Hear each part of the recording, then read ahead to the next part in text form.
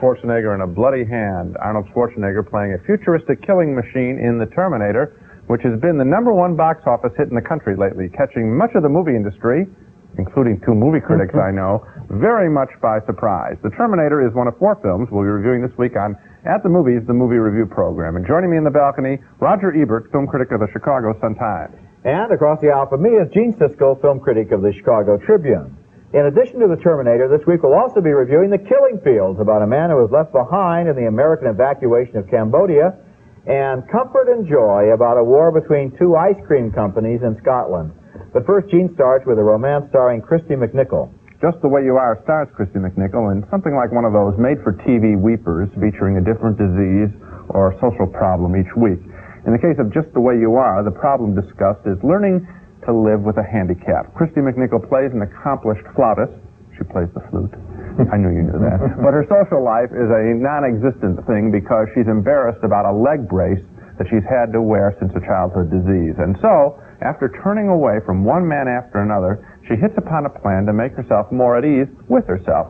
She will vacation at a French ski resort and wear a cast over her leg and over that leg brace, and thus no one will be able to guess her handicap, including Michael Ontkean. Well, damn it, I want to go for something. I want to take chances. I want to do things I've never done before. Like what? Like, I don't know. I haven't done a hell of a lot. Have you ever been to Switzerland? No. Let's go to Switzerland. How far is it? About 10 kilometers, right over that mountain. Oh, we've got to try for it. Okay.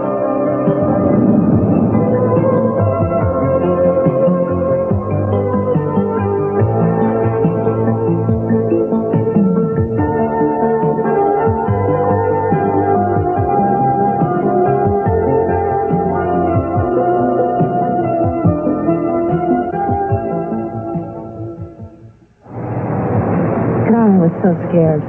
I thought I was going to get sick, especially when we got way up there. I've never done anything dangerous like this. You know? I feel so... Alive? Alive. Yeah. I know what you're feeling. No, you don't. Yeah, he does, see? You feel alive. Oh, wow. That was nice. I feel so bored. Yeah. Well, it was nice that he was there to help her finish the line of dialogue. And at any rate, of course, the payoff in this film is going to be whether Christy McNichol will have the courage to expose her leg and the brace, and then whether that man will still love her. And what do you think's going to happen? No, there isn't a lot of suspense in this picture. This is a very strange movie for a couple of reasons. For one thing, Christy McNichol has relationships with a lot of men in this film. A lot of men. And as a result, none is very deep or very interesting. Also, McNichol's character seems to alternate between a fairly realistic depiction of a young professional woman at times, when she's playing the flute, and then it turns into a traditional cornball Hollywood portrait of a star playing at being a cute comedian. And so the problem is that Just the Way You Are is confused about what her character really is. So, thumbs down for me. Real big thumbs down for me, too. 2 problems. First of all, the handicap.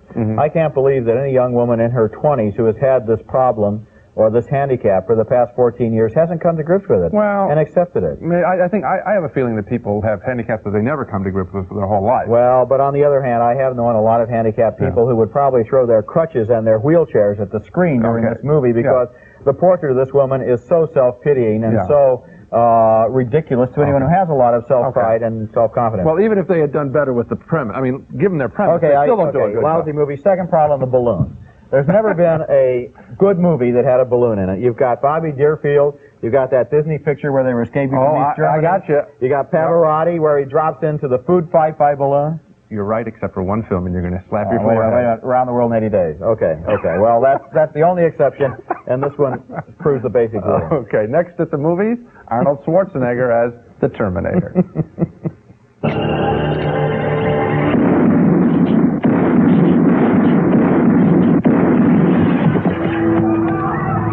Nation's #1 box office hit in recent weeks has been The Terminator, a violent action movie starring Arnold Schwarzenegger as an avenging killer from 40 years in the future. He is half man and half machine. His skeleton is made out of stainless steel. He's got computers for brains, and that doesn't leave a whole lot of room for his personality. His mission is to kill a young woman from today before she can become the mother of a rebel leader of the future. And in this scene, the young woman has just taken refuge in a police station. You'll be perfectly safe. We got 30 cops in this building.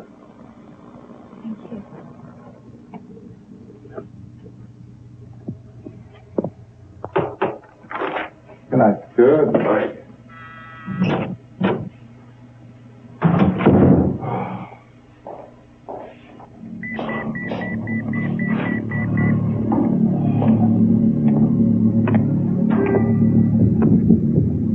I'm a friend of Sarah Connor. I was told that she's here. Could I see her, please? No, can't see her. She's making a statement. Where is she? Look, it may take a while. You want to wait? There's a bench over there.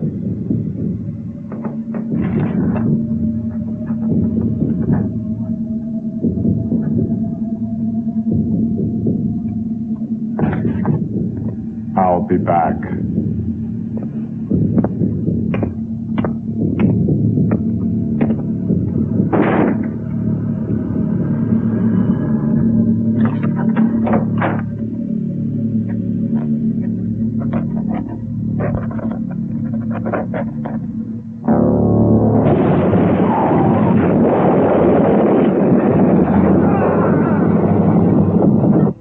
That kind of goes right on the list with that scene where Chuck Norris drove the pickup truck out of the grave. Remember that scene? Yeah, but I think, along with your balloon theory, I think you might say that a good picture is never made where someone drives a truck through a plate glass window. We'll leave that in abeyance because I think I'm going to give thumbs up. In fact, I know I'm going to give thumbs up to this picture, believe it or not. That a lot of foresight. scene is pretty much typical of the whole movie, which is kind of a cross between Dirty Harry and the Road Warrior meet the killer from Halloween. The Terminator is nonstop action and violence, except when it does stop now and then to tell the story of another visitor from the future, a man who has been sent back in time to kill the Terminator. And this man falls in love with the young woman who's going to be the mother of the future, and their story is told in strong, simple terms that are surprisingly romantic and effective. In fact, this is a surprising movie. It's violent, it's bloody, it's sadistic, but it is also well acted and directed. It is R-rated. Don't go unless you like strong action pictures, but I must say, I did like it.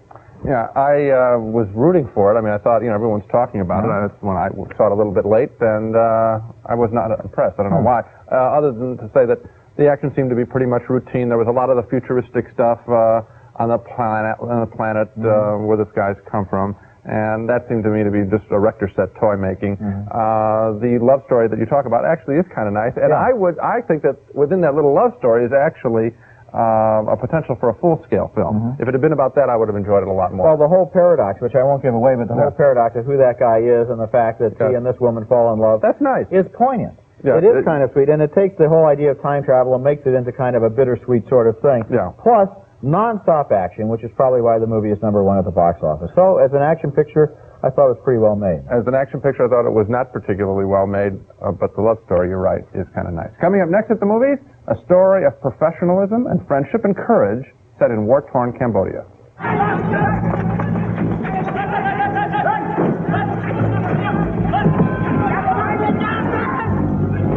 The film is The Killing Fields, and I think it's one of the year's very best, telling the true story of a dedicated newspaperman in Cambodia during the 1970s and the latter part of the Vietnam War, and how he learns on both a grand and an intimate scale the horror of the undeclared war in neighboring Cambodia. A war that killed more than 2 million people there. The journalist is New York Times correspondent Sidney Schanberg, and among the frightening things he sees are when an American bomber goes off target and destroys innocent Cambodians, and later when communist Khmer Rouge forces also begin bombing the countryside.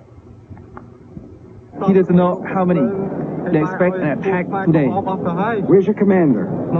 What's he doing there? No. How many mortar rounds do you have?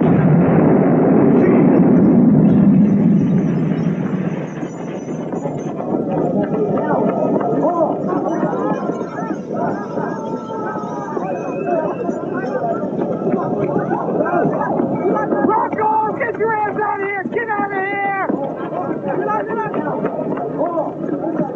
Come on, let's get him out of here.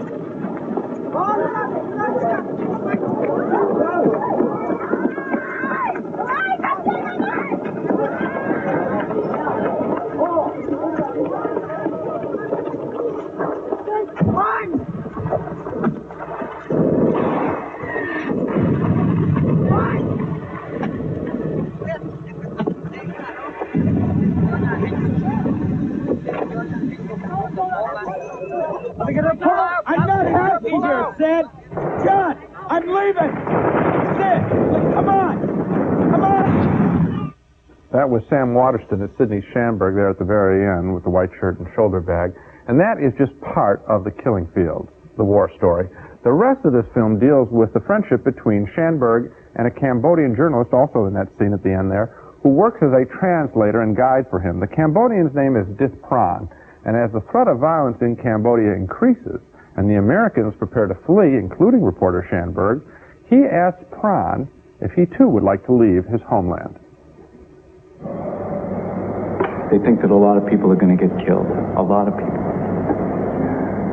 All right, I've arranged for the evacuation of you and your family. So now it's up to you. What do you want to do? Do you want to stay or do you want to leave?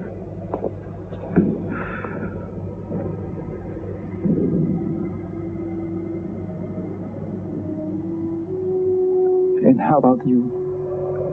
That's none of your business.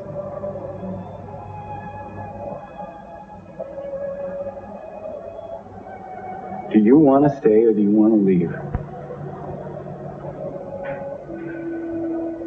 I know. You love my family, Sidney. But me, I'm reporter too, Sidney. You know what I mean?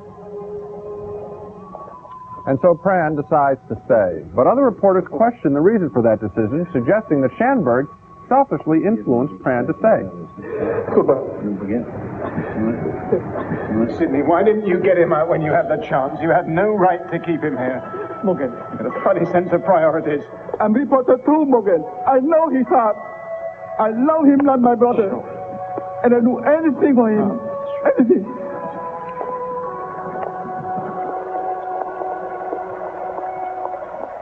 Goodbye.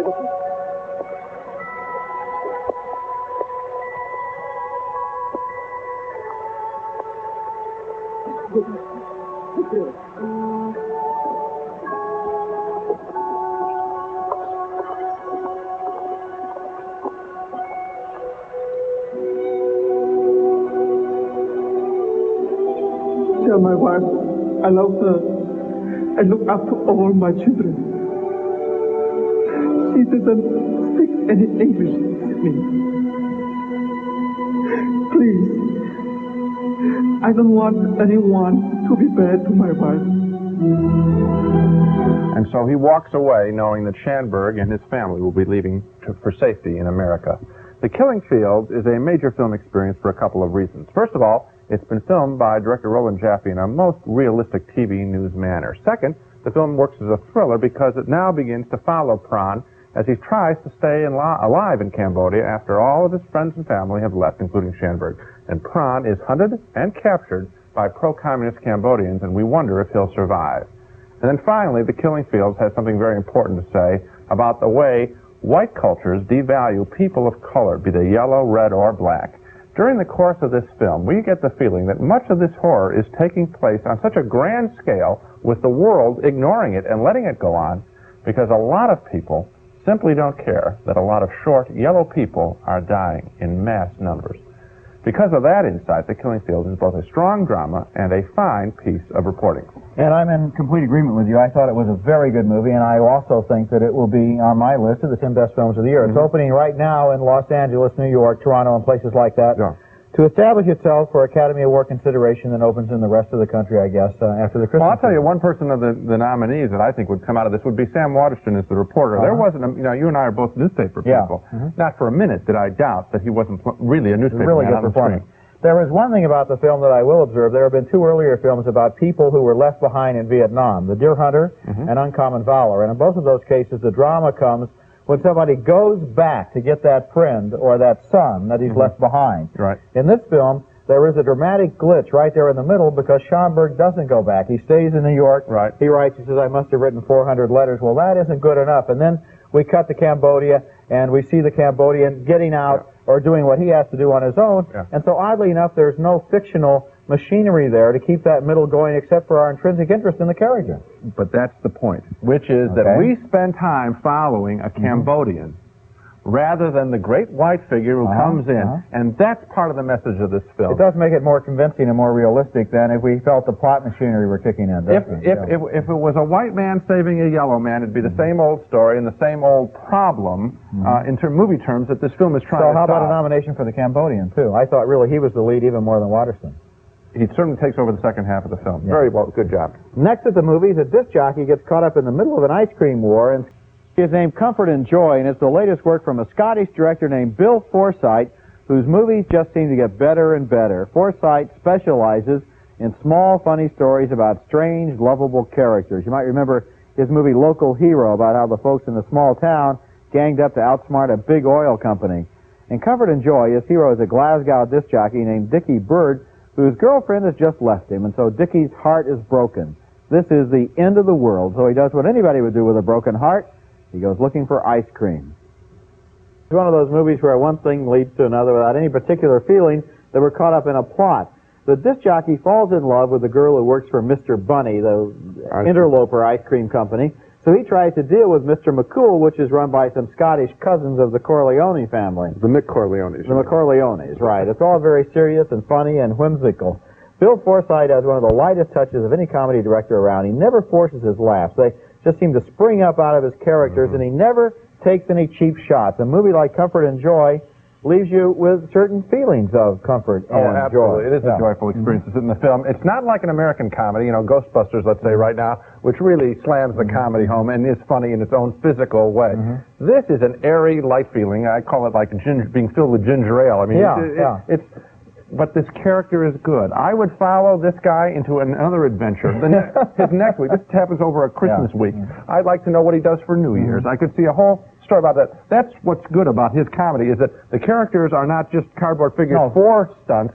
It's a real person. Forsyth takes real people. They're offbeat. He looks at them very lovingly. There's a lot of love in his film. And then he also he fills the corner of his film with all sorts of little gags. Like in this film, once again, we have just kind of a walk-on look-alike contest. And these two guys just say, well, I'm Fred Astaire and he's Bob Hope. They never look anything like Fred Astaire or Bob Hope. And those little jokes are just kind of wonderful jokes, revealing of human nature. They're wonderful jokes coming on in terms of also loneliness, because he is a very valuable character to Glasgow. He's their morning radio man, the most popular guy. And nobody loves him. I know. And it's sad. And so what do you do when nobody loves you? Go to the ice cream. You bet. Well, let's recap our reactions to the films on this show. Neither one of us could recommend Christy McNichol in The Romantic Weeper, Just the Way You Are, and we split on The Terminator, with Roger enjoying its action more than I did. We were back in agreement on the Cambodian drama, The Killing Field, and finally, two most enthusiastic thumbs up for the gentle comedy, Comfort and Joy. So two very strong recommendations. Comfort and Joy and The Killing Fields. Next week at the movies, we'll review Falling in Love, which is the new movie starring Robert De Niro and Meryl Streep. And we'll also review Stop Making Sense with the Talking Heads. Until then, we'll see you at the movies.